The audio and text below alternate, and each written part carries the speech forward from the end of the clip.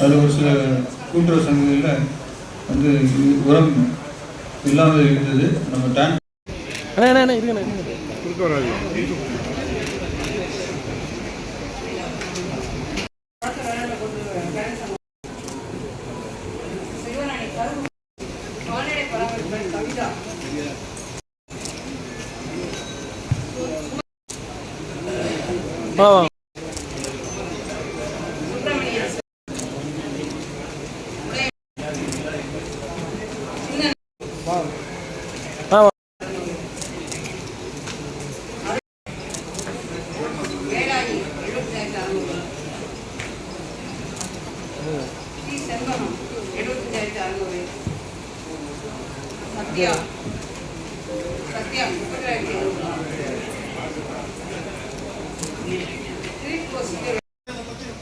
சரி, அடுத்து இன்னொன்று ஏற்கனவே சொட்டு நீர் பாஸ் ஆனால் எலிஜிபிலிட்டி கிரைட்டீரியா வந்து அவங்க ஆல்ரெடி எம்ஐ பண்ணியிருக்காங்க. சரி, அந்த எம்ஐ ரெஜிஸ்டர்